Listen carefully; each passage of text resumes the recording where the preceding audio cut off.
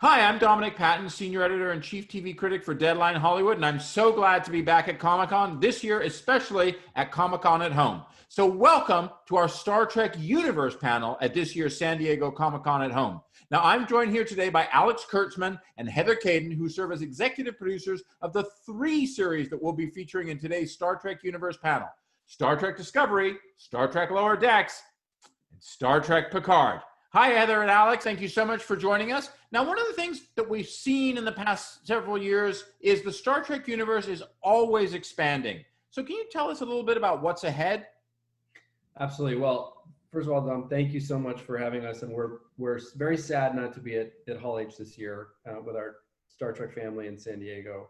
But we're really excited that people still get to hear all about it. Let me ask you this. Now, Sure. In the past couple months, we have, of course, heard the great news about Star Trek Strange New Worlds. Iconic characters coming back with their own series. Give us a sense of where that's at. All right. So obviously, we heard the fans. I really wanted to tell everybody about it last Comic-Con. People were poking around it and asking questions, and we couldn't say anything. But we were already having real active conversations at that point. The room has started.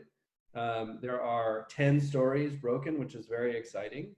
And they're just sort of at the beginning, but it was one of those shows that I think everybody came in with such enthusiasm and so much love. Now, Heather, as we talk about live action Star Trek, and there, of course, are several series, and we're going to see many of them today, there's also animated Star Trek coming. Heather, can you give us a sense of what we're going to see in that version of this world?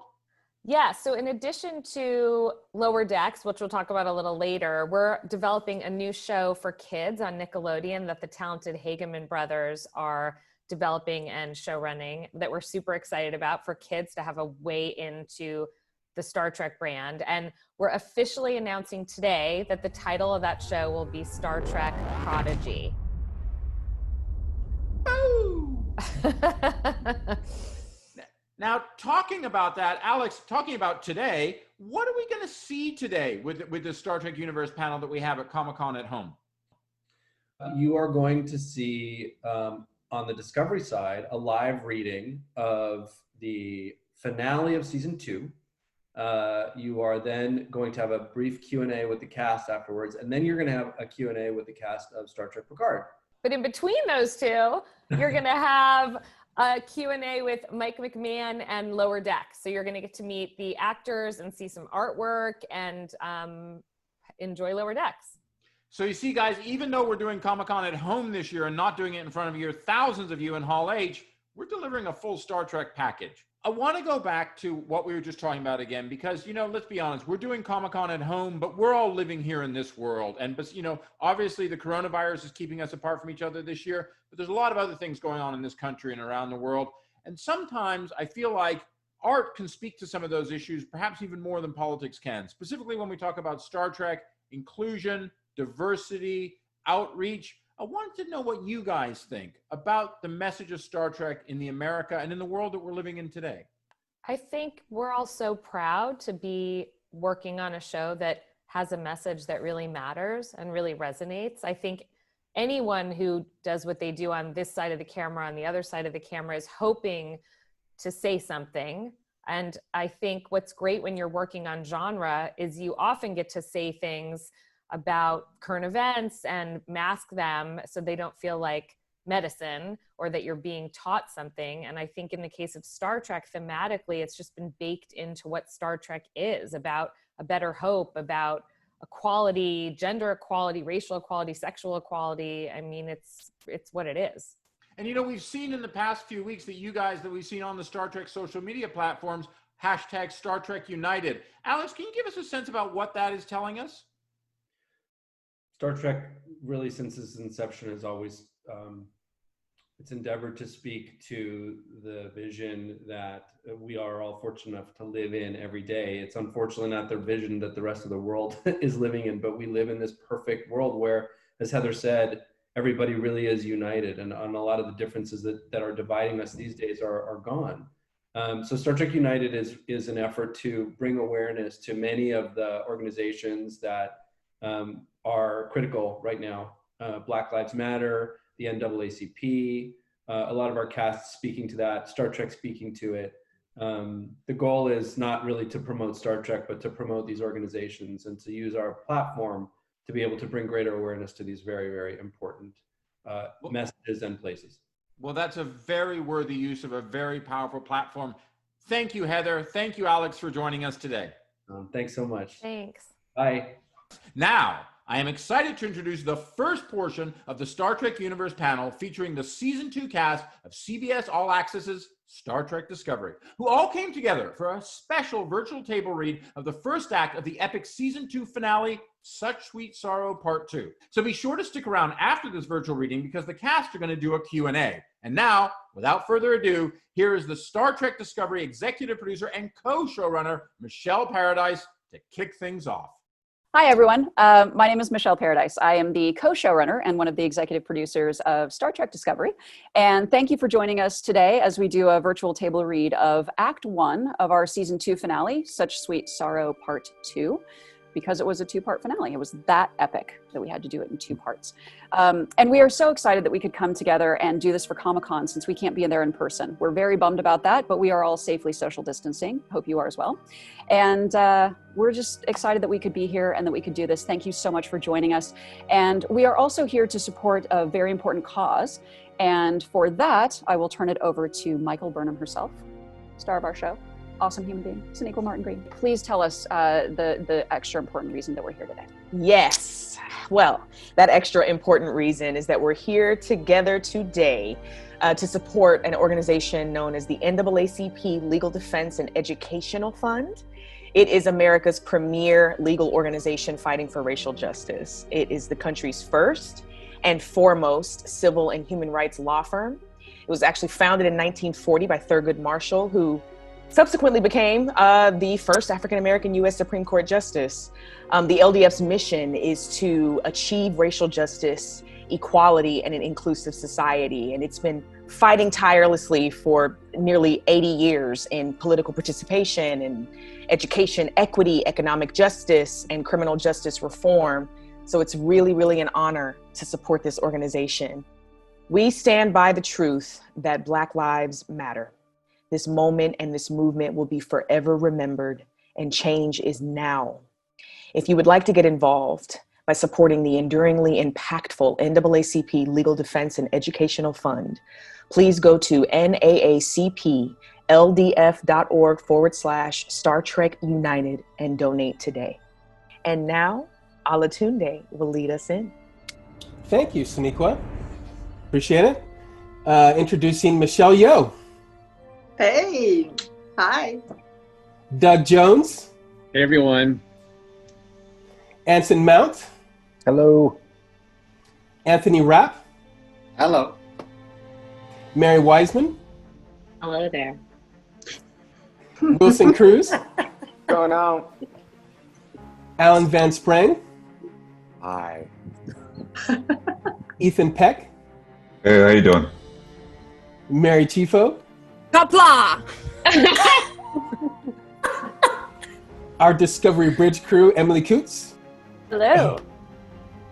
Oyen Oadijo. Hello. Patrick Kwok-Choon. Yeah.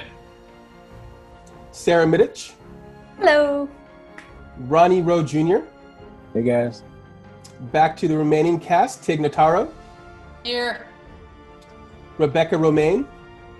Hey, hey. Jane Brooke. Hi. And one more time, Sonequa Martin Green. Hey, everybody. And unfortunately, Shazad Latif, who plays Specialist Ash Tyler, is unable to join us, so I will be reading his lines today. I'll also be reading the roles of Commander Nan, Yeoman Colt, the nurse, and the doctor. And we have the wonderful Michelle Paradise reading the roles of Council Member Dr. Tracy Pollard, Sarana, Poe, Lieutenant Amin, Lieutenant Mann, Lieutenant Nicola, and Kavort. Wow. So many lieutenants. Yeah, you got a lot to do.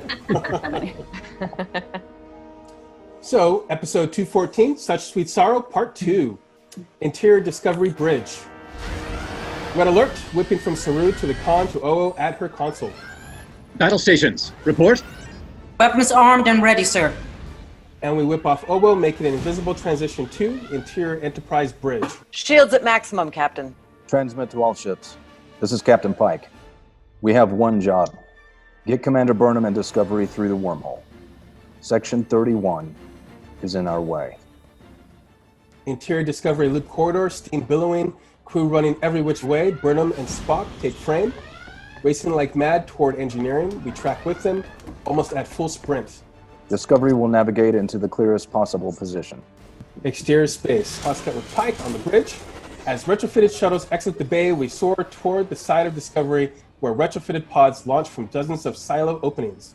Second Squadron will match course and speed to cover Burnham's launch and defend her perimeter. And we follow the pods to Enterprise, where Starfleet fighter ships are simultaneously launching from the shuttle bay.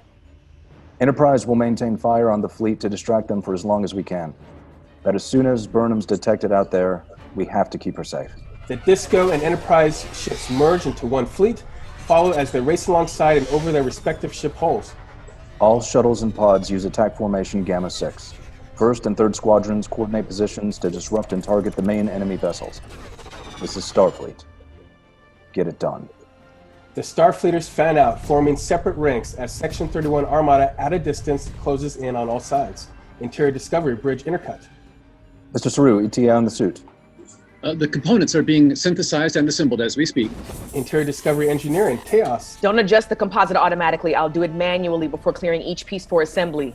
I'm not detecting any microvariances. No, I need a surgical spanner, not a standard engineering coupler. Stop! Look me in the eye. The silicone injectors have to be purged after each binding is molded. Watch me! The bayonet joint on the oxygen sensors wide open. Are you trying to kill her? It's muscular work, everyone drenched in sweat. A crew member stumbles, drops a piece. Burnham doesn't hesitate. Get off the line. Interior Enterprise, Interior Discovery, bridges, intercut.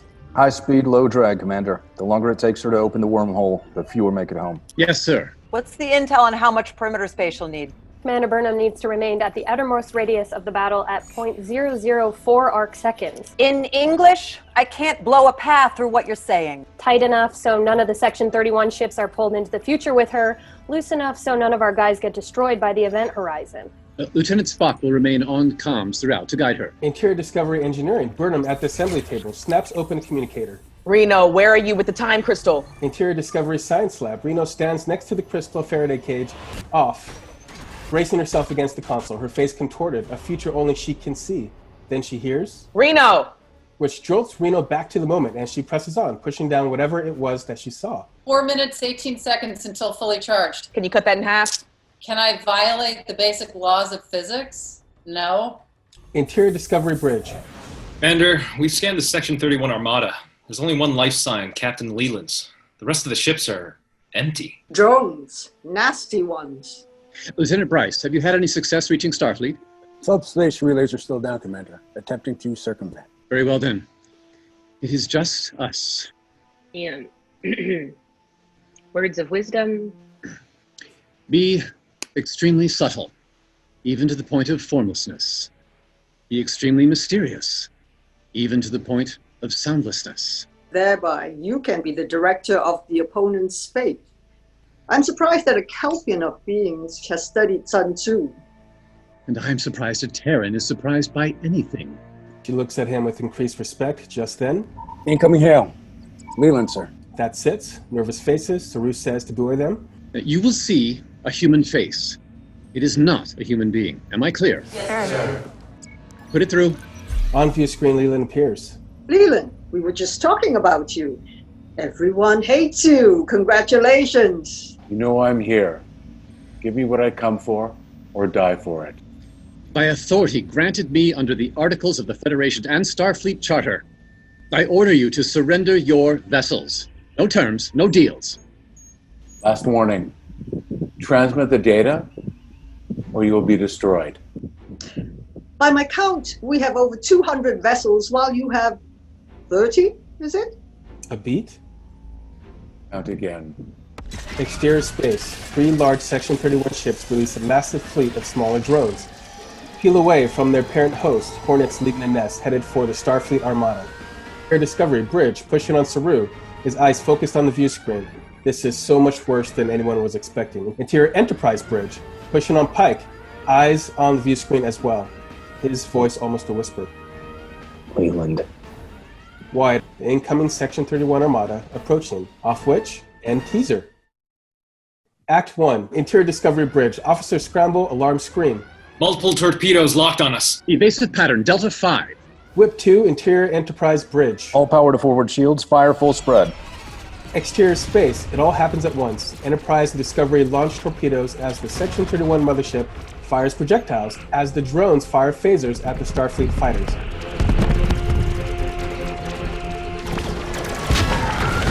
Interior Enterprise Bridge, sparks rain from the ceiling. Damage report. Breach in Section 2, decks 9 and 10. 7 confirmed dead. Shields at 86%. Interior Discovery Bridge. Shields at 82%. We have a breach on deck 12. Emergency bulkheads engaged. Interior Discovery Engineering, sparks and smoke. The assembly line keeps scrambling to piece together the suit. Backplate complete. He grabs the backplate from the fabricator and rushes it to Burnham. She and Stamets connect it to the suit's empty backport where the crystal will go. Reno, we need that crystal now! Interior Discovery Science Lab, as the crystal glows brighter. 1 minute away. Charge at 98%. Interior Enterprise Bridge, view screen, hundreds of drones engage the Starfleet fighters. All squadrons on those drones immediately. Captain Pike, it's Poe. Do you copy? Poe? Pike does a double take, shoots a look to number 1. Pull her up. Flying directly under them, like a remora. Number 1's fingers fly, enhancing Poe's shuttle on the view screen. Give me your shuttle feed. The view screen bifurcates. Your Highness, who told you could fly a Federation vessel? First, I invoke diplomatic immunity for stealing this shuttle. Interior Poe's shuttle, intercut. Get out of there. Captain, listen, your squadron's going to get obliterated. What? I thought these drones looked off-key. They have a refracted lattice shield design. You can see it in the wave patterns. They can't be defeated one-on-one. Attack has to be 2 at a time, targeting fore and aft emitters simultaneously. Oh, are you certain? I'll put my life on it. A micro beat then. All squadrons, formation double alpha. Team up and begin target acquisition. Follow the Queen. Off Poe's determination and intercut. Pike and number 1 exchange a look. Stranger things have happened as... Interior Discovery Bridge, the ship is hit. Tilly, Saru, Georgiou, and the crew jolted, but they quickly get back to work as... Mr. Reese, set all phasers for automatic targeting, maximum power and range. Aye, Commander. Oh, bring the emergency generators online. Shields holding at 70%. Leland won't destroy this ship immediately. He'll cripple us and take the data. Then he'll break Discovery down for parts. Do you have anything relevant to offer? Invite him aboard. Saru reads Georgiou. Whatever you have in mind, this is not a two-pronged mission. First priority is to get Discovery to safety with Commander Burnham. For you, perhaps. You know me well enough by now to know I leave very little to chance, especially when it comes to revenge. That lands on Saru, as Reno bursts out of the science lab. Crystal's fully charged. Ensign Tilly, go with her and make sure it gets to Commander Burnham safely. He means in case one of us gets dead along the way. Hurry! I'm going. Get off my ass. Sir, get off my ass, sir. As they get into the turbolift. You saw something from the crystal, didn't you? Was it bad? Was I heroic? Did I die? Did you die? Like I said, rinse and repeat. Interior Enterprise Bridge, view screen. The battle rages. Suddenly, all the drones stop. L? Pike leans forward, realizing with dread. They're going to make a run at weakening Discovery's shields. And indeed, the entire fleet of drones heads for Discovery kamikaze style. Bring us around. Divert all power to starboard deflector shields and place us between the drones and Discovery. Exterior space. Like a swarm, the drones fly into Discovery's shields, exploding on impact, row after row, the second line taking point after the first, and so on and so on. Enterprise slots in front of Discovery to take some blows, but the drones swarm around it and keep attacking Discovery.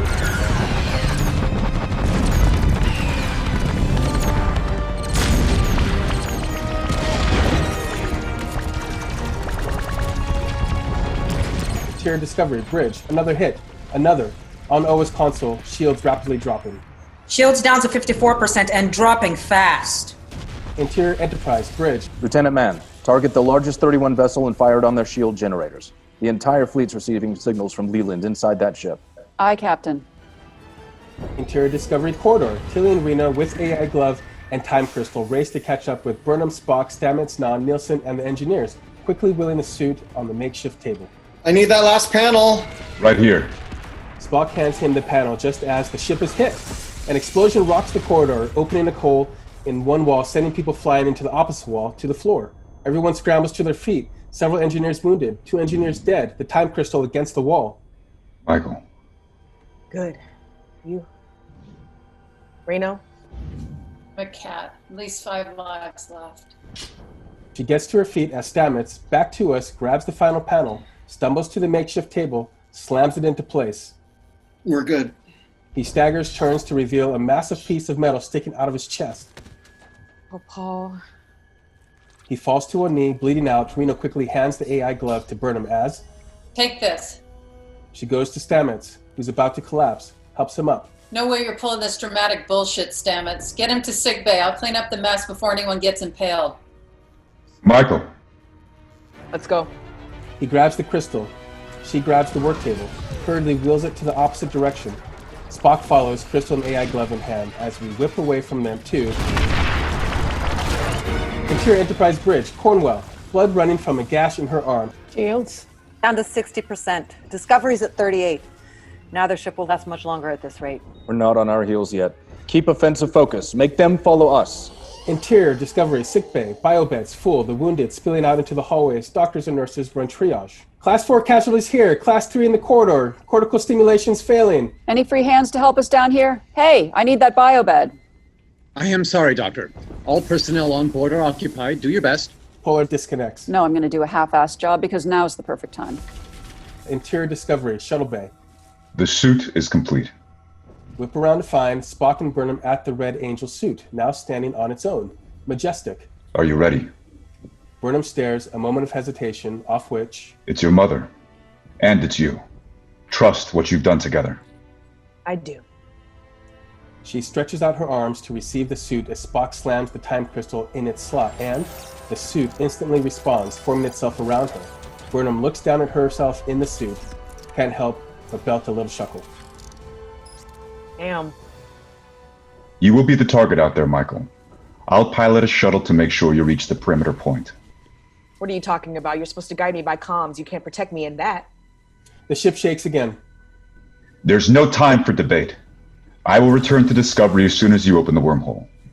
Beat. They just look at each other. Michael doesn't move. I said. I heard you. You better. Spock raises his hand in the Vulcan salute, a beat. She presses her hand to his, together.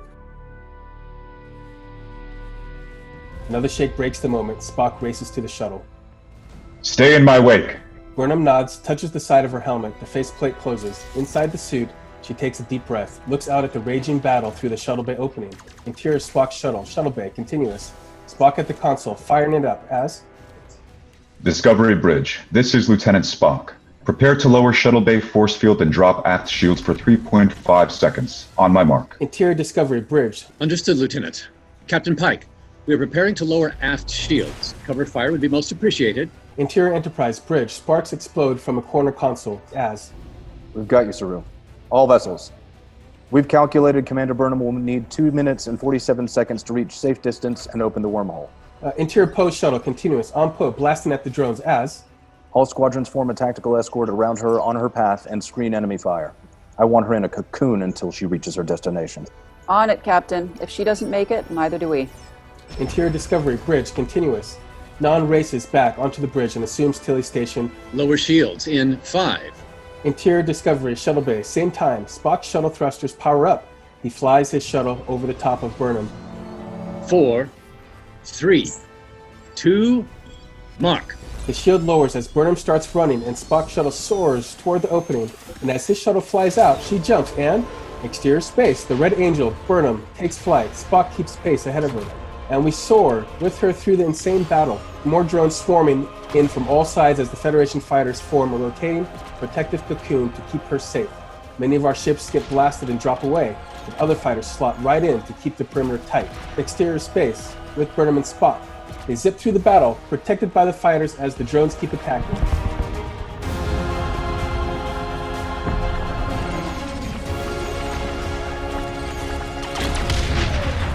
Interstellar debris density 72% above nominal. Scanning for nominal local coordinates.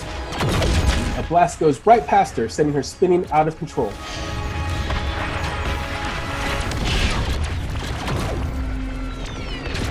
Michael. Spinning, but she rights herself. I'm okay. I got this.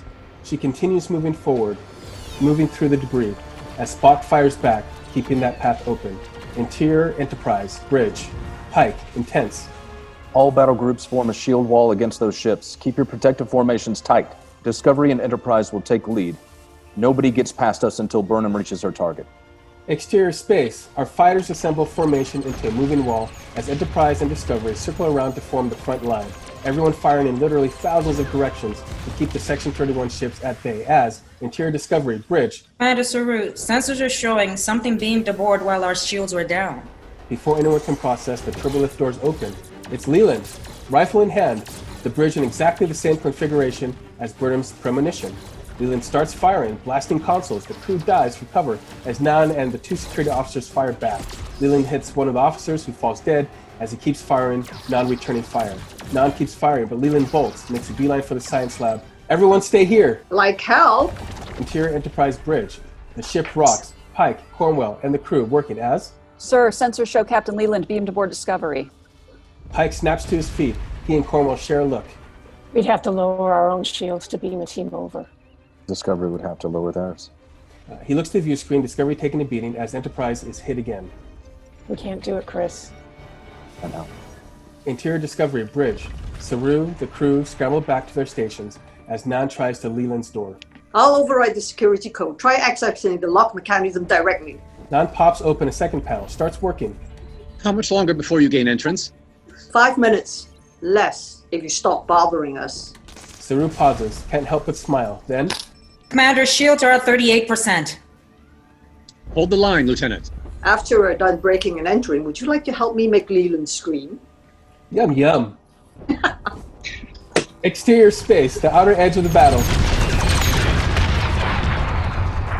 We are at a safe distance, Michael. Stand by.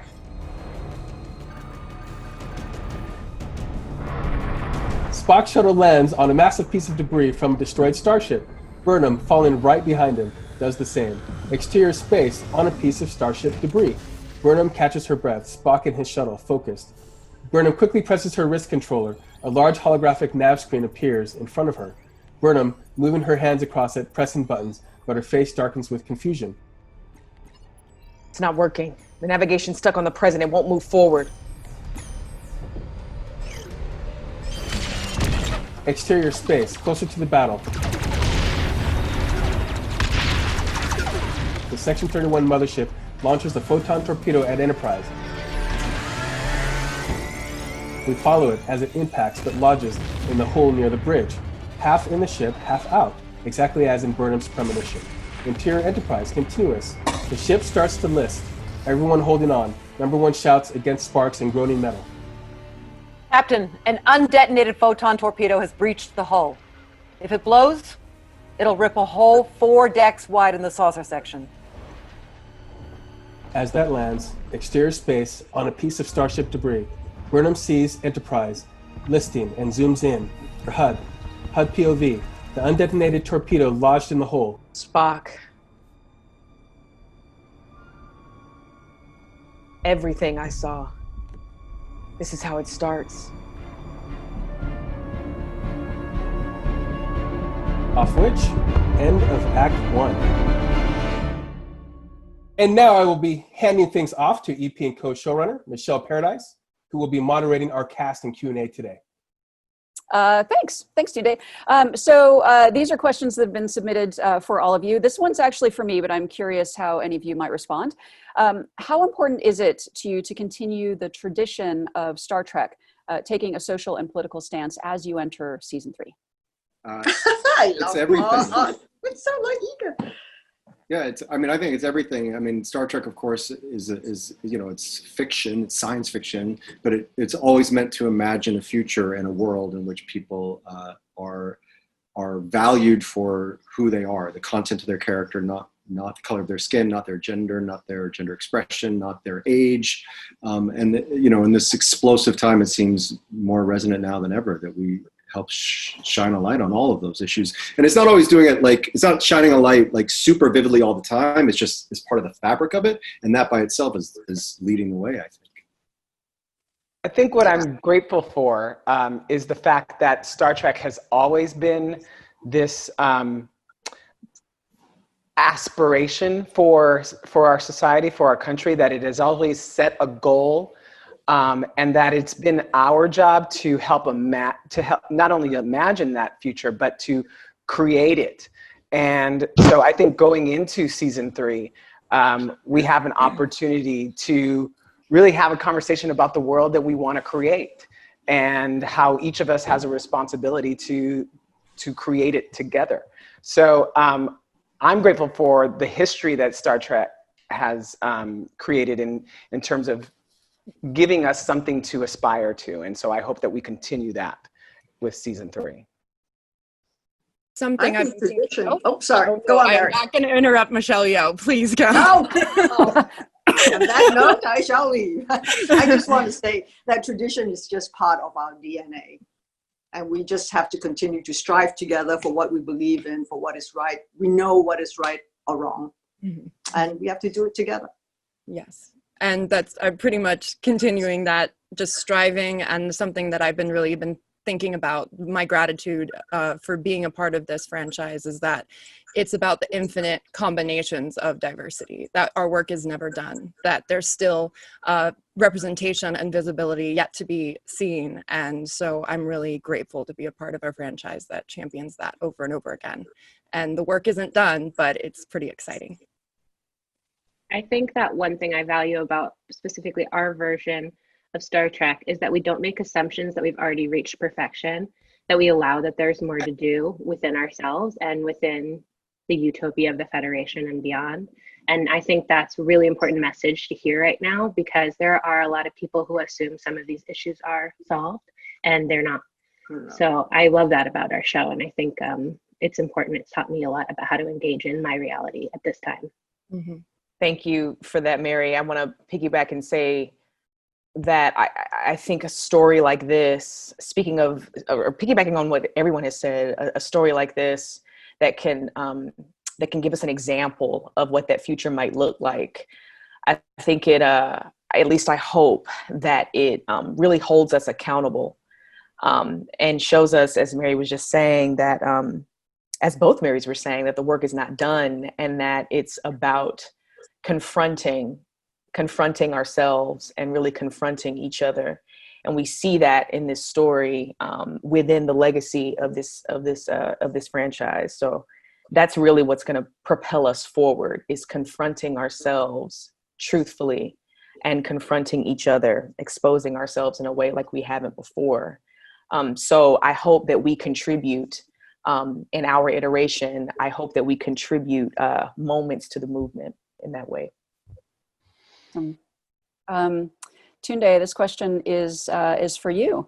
Can you describe a moment or a scene that was especially rewarding for you as a director when you directed the finale? Oh boy, that's a tough one to pick from. I would say the final scene of the episode.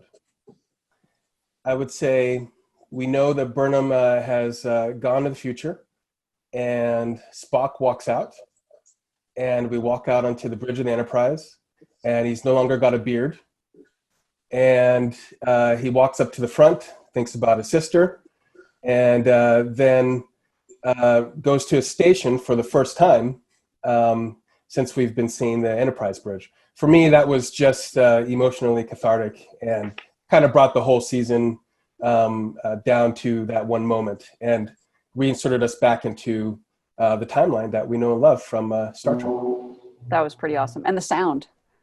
The sound and of the thing. Yes, the sound of the thing. That was awesome. And well, I kept Ethan's beard. Yeah. I painted it a little bit, yeah. I tried, it didn't work.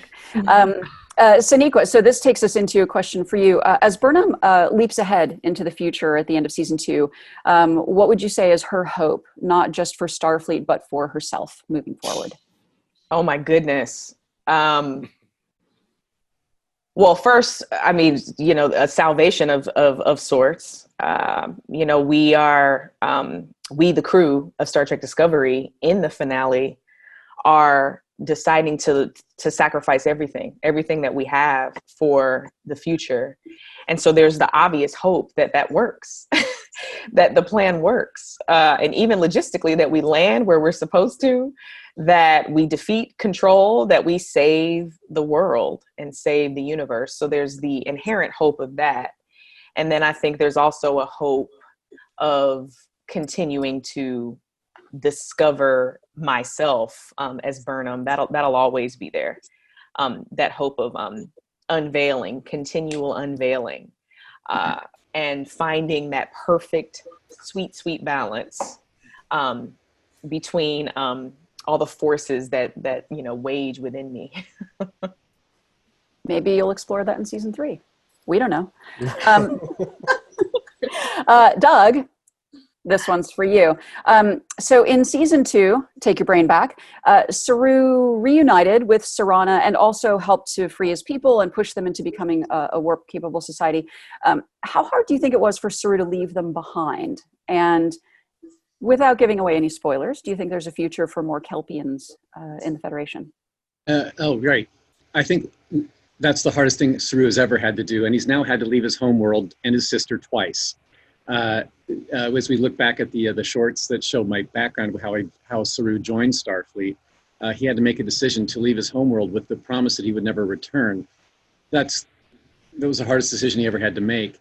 Then we come back to Kaminar in season 2 to discover with this newfound information that my people have been oppressed by the Ba'ul this entire time and lying to us about our own evolution, and he really. That's when Saru faces off with Captain Pike, with his newfound fearlessness, to say, no, I need to go back. I know I promised not to, but this is my job to do. So after liberating his people and feeling, great about the future that the Kelpians can have now, living in peace with the Ba'ul, it was a peaceful resolve, and now they can absorb each other's cultures and technology. He's made the decision to follow Burnham through the wormhole with the crew and go into the future and have to leave everything behind once again. But in those final moments, he sees that his sister Serana is now piloting a fighter ship and is like, I guess it worked. I guess the Kelpians have joined the post-warp society, and he feels good about that. And I think yes, with every hope jumping ahead that Kelpians will have a place at the table in the Federation for sure. Awesome. You mentioned jumping ahead into the future and him having to leave everything behind. This leads us nicely into a question for Michelle. So by the end of season 2, Georgiou's been ripped away from the world that she knows, not just once, but twice. She just keeps getting away from. I know. Sorry. She was the leader of the Mirror Universe, not anymore. And now she's an agent of Section 31. Nope, now you're going to the future. At this point, where would you say Georgiou is going into season 3? Is she along for the ride? Does she want to seek power? Where is she emotionally going into season 3? Into season 3, I think she's really pissed off. It's like, Michael Burnham, don't get in my way. No, I think Emperor Georgiou, Captain Georgiou, she is one that always finds her way into adapting, because she is a survivor with many skills and a formidable ally or an enemy. So she goes in there being very pissed off, but then I'm sure very quickly she'll find her way around. And power is something that's inherently that she has. She doesn't even seek it. She just has it. Awesome. Scary, huh? Watch out, girl. I wonder what's going to happen. Anthony and Wilson, at the end of the season 2 finale, Stamets and Culber reunite as a couple. Can you, without giving any spoilers away, talk about how they'll continue to heal and grow their relationship moving forward? To me, one of the great things about season 3 is it really blends the personal / family nature of our show, and not just literal family like our coupledom, but also the family of the ship. It really explores family in wonderful new ways. So I think that's one of the cool things, and trying to find a way to say it without spoiling too much, but that's one of the major things that gets developed in season 3 for sure. I think what's great about season 3 is that because of the way season 2 ends, the fact that Culber has made a choice, he's taken a risk without knowing what's going to happen. He chooses to stay on the Discovery. And because of that choice, he gets to save his life, Paul's life. And I think in that moment, he realizes that everything he has ever wanted and everything that he needs is right here between these two people. Took him long enough. Yeah, well, you don't necessarily make it easy. Don't get me started. We're going to fight that fight again. But my point is that, what was my point?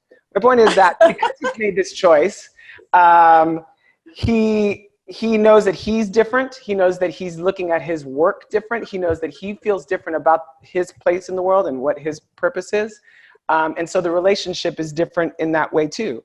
It's more on an equal footing, I think. And I'm excited about the new responsibility that I take on in terms of my work and mental health. And I love the new Culber. He's more three-dimensional in my head. Awesome. I'll tell the writers. This next one, Mary Wiseman. Since the start of the series, Tilly's always had her eye on the captain's chair. With all that's happened with the Discovery crew over the past 2 seasons, by the end of season 2, is she still on that path? I think so. I think there are some pretty big speed bumps in season 2 on that road, but I think that's always her pie in the sky is reaching sort of the zenith of leadership within Starfleet. And you'll get to see more about that journey in season 3, but we're also really on the edge of the unknown. So I think all of our ideas about what the future holds and who we are and who we want to be are going to be transformed. Yeah. Let's take it to Anson and Ethan and Rebecca. Any of you, all of you, please dive in. The Enterprise crew are the ones who were left behind in the pre-TOS era. How do you think that working with the Discovery crew has impacted and will continue to impact your characters as they continue exploring strange new worlds? See how we just did that there? Strange, okay. Someone wrote that for me. Well, I'll start by saying that Spock's interaction with Michael Burnham is essential to transforming Spock from somebody who's been born on Vulcan that is half human, that has been taught to be Vulcan. And I think Michael Burnham gives him the permission to be human and teaches him what it is to be human. And so that is, essential to the development of Spock as we follow along between the conflict between his emotion and logic, going forward into when we first see Leonard Nimoy in the original series. So it's a huge character point for me and will dictate a lot of behavior for Spock because of his interaction with Michael. So I think that's most important for Spock. Anson or Rebecca? Captain Pike? Well, I think the biggest thing, obviously, was seeing my future. And when you see how it's all going to end and that it's not so pretty, what do you do with that? I think there's a reason that we can only see our past, because we're a very neurotic species, and we wouldn't know how to comport ourselves. And so I think ultimately the question comes, how do you move forward? And then I think he's probably going to wrestle with how he can best utilize the rest of his life for the good of the world, the universe. And I think a lot of it is also surrendering to the unknown, together, working as a team to surrender to the unknown, I think. And that's probably a very important point. He's probably not thinking about it as a team yet, because he's wrestling with it himself, which I hope he's going to learn to let other people help him wrestle with it. Cool.